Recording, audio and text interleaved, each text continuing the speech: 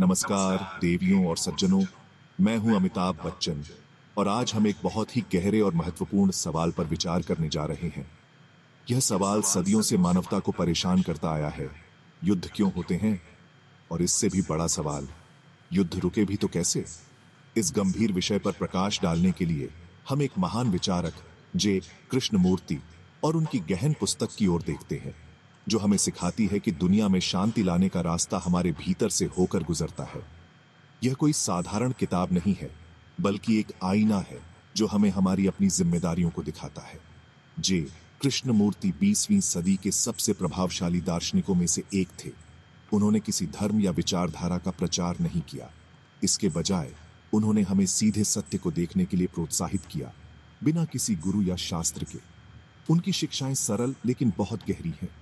वह हमें सिखाते हैं कि दुनिया में जो भी समस्याएं हैं, चाहे वह हिंसा हो, भ्रष्टाचार हो या युद्ध हो, वे सभी हमारे अंदर की उथल पुथल का ही प्रतिबिंब है। उनकी पुस्तक इसी विचार को केंद्र में रखती है और हमें एक नई दिशा में सोचने के लिए प्रेरित करती है। यह पुस्तक हमें एक सीधी चुनौती देती है। यह हमें नेताओं, राष्ट्रों या नीतियों को दोष देने से रोकती है। इसके बजाय यह हमें अपने अंदर झांकने के लिए कहती है। कृष्णमूर्ति पूछते हैं, क्या हम वास्तव में शांति चाहते हैं या हम केवल अपने विश्वासों, अपनी पहचान और अपने राष्ट्र की सुरक्षा चाहते हैं, भले ही उसकी कीमत दूसरों को चुकानी पड़े? यह सवाल आसान नहीं है और इसका जवाब हमें अपने दिल की गहराइयों में खोजना होगा। यह किताब उस खोज की एक अद्भुत शुरुआत है, एक ऐसा सफर जो हमें खुद को बेहतर ढंग से समझने में मदद करता है। तो चलिए इस यात्रा पर आगे बढ़ते हैं। हम यह समझने की कोशिश करेंगे कि कृष्णमूर्ति के अनुसार युद्ध का असली कारण क्या है। हम यह भी जानेंगे कि बाहरी दुनिया में शांति स्थापित करने से पहले हमें अपने मन के भीतर शांति कैसे लानी होगी। यह ज्ञान केवल जानकारी नहीं है, यह एक बदलाव की पुकार है।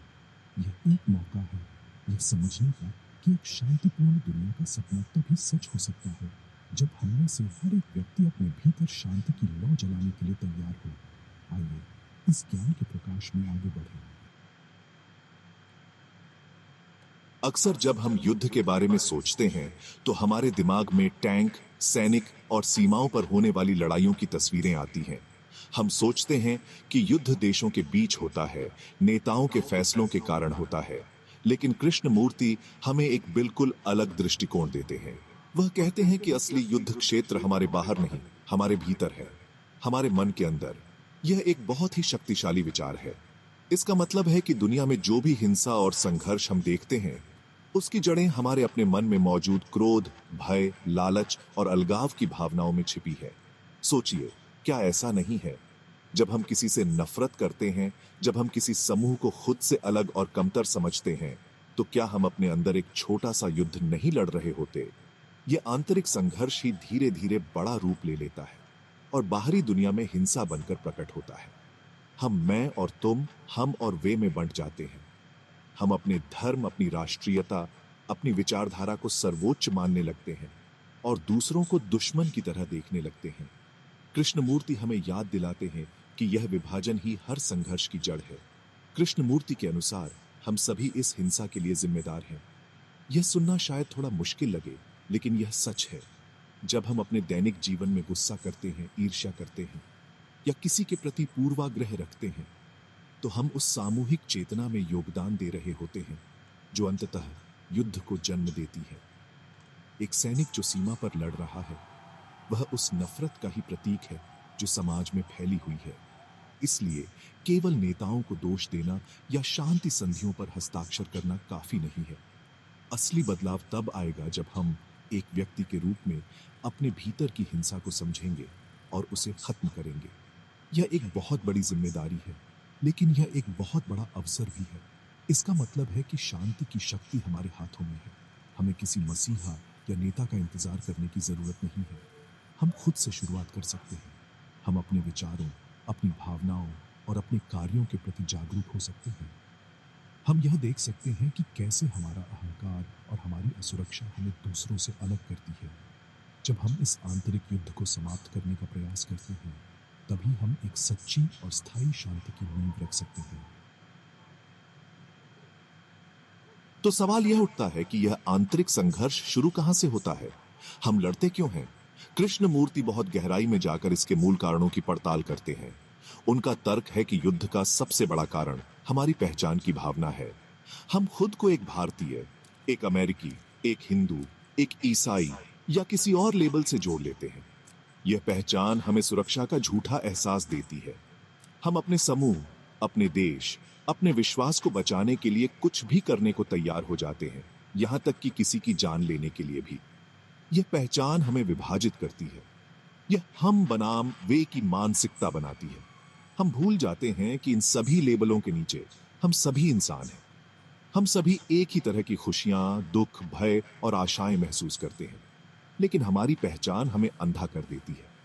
हम अपने झंडे, अपने राष्ट्रगान और अपनी विचारधारा के प्रति इतने वफादार हो जाते हैं कि हम मानवता के बड़े सत्य को देख ही नहीं पाते। कृष्णमूर्ति कहते हैं कि जब तक हम इन कृत्रिम विभाजनों से चिपके रहेंगे, तब तक संघर्ष और युद्ध अनिवार्य है। युद्ध का एक और बड़ा कारण है सुरक्षा की हमारी मनोवैज्ञानिक जरूरत। हम भविष्य से डरते हैं, हम अनिश्चितता से डरते हैं, इसलिए हम संपत्ति, शक्ति और विचारधाराओं में सुरक्षा खोजते हैं। हम सोचते हैं कि अगर हमारे पास एक मजबूत सेना, एक शक्तिशाली अर्थव्यवस्था और एक दृढ़ विश्वास प्रणाली होगी तो हम सुरक्षित रहेंगे। लेकिन यह सुरक्षा की तलाश ही हमें असुरक्षित बनाती है। अपनी सुरक्षा सुनिश्चित करने के लिए हम दूसरों पर हावी होने की कोशिश करते हैं। हम संसाधनों पर कब्जा करते हैं और हम उन लोगों को खत्म कर देते हैं जो हमारे विश्वासों के लिए खतरा पैदा करते हैं। कृष्णमूर्ति हमें चुनौती देते हैं कि हम इस पूरी संरचना पर सवाल उठाएं। क्या सच्ची सुरक्षा बाहरी चीजों में मिल सकती है, या सच्ची सुरक्षा तब मिलती है जब हम किसी भी चीज से मनोवैज्ञानिक रूप से नहीं जुड़ते? जब हम अपने मन में स्वतंत्र होते हैं, जब हमें किसी पहचान या विश्वास की बैसाखी की जरूरत नहीं होती, तभी हम वास्तव में सुरक्षित महसूस कर सकते हैं। यह एक क्रांतिकारी विचार है। इसका मतलब है कि शांति केवल हथियारों को छोड़ने से नहीं आएगी, बल्कि उन सभी मनोवैज्ञानिक दीवारों को गिराने से आएगी जिन्हें हमने अपनी सुरक्षा के लिए बनाया है। तो अगर युद्ध हमारे भीतर शुरू होता है, तो शांति भी हमारे भीतर ही शुरू होनी चाहिए। कृष्णमूर्ति हमें कोई आसान समाधान या 10 सूत्रीय कार्यक्रम नहीं देते हैं। वह कहते हैं कि शांति कोई मंजिल नहीं है, बल्कि यह एक सतत प्रक्रिया है, एक आंतरिक क्रांति है। यह क्रांति खुद को समझने से शुरू होती है। हमें बिना किसी निर्णय के बस एक साक्षी की तरह अपने विचारों और भावनाओं को देखना होगा। हमें यह देखना होगा कि हमारे अंदर क्रोध, भय और पूर्वाग्रह कैसे उत्पन्न होते हैं। इस जागरूकता को ही कृष्णमूर्ति चयन रहित जागरूकता कहते हैं।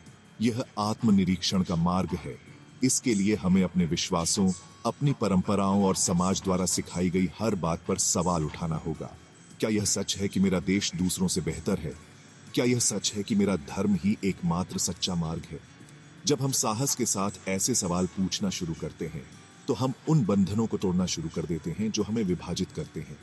यह आसान नहीं है, क्योंकि यह हमें हमारी आरामदायक दुनिया से बाहर निकालता है।